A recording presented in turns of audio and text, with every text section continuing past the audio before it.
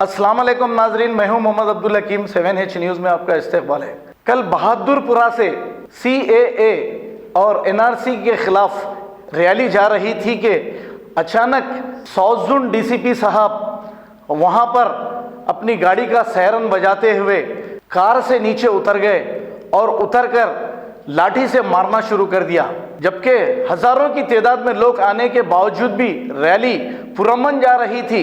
अब पता नहीं DCP साहब को क्या बुरा लगा और वो उतरते ही खवातीन जा रहे थे, कुछ लड़कों पर लाठीचार्ज कर दी। बड़े अफसोस की बात है, क्या ये यूपी पुलिस है या ये फ्रेंडली पुलिस है? आइए देखते हैं ये रिपोर्ट।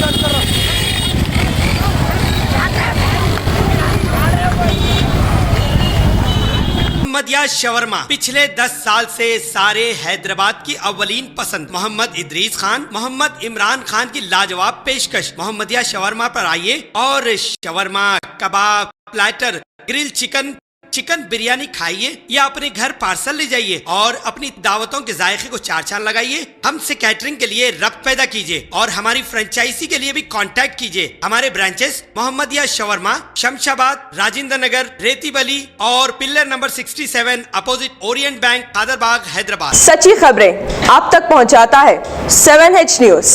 हकीकत जानिए, 7H न्यूज देखिए, लाइक कीजिए, शेयर कीजिए और सब्सक्राइब करना ना भूलें। 7H न्यूज, आपकी आवाज।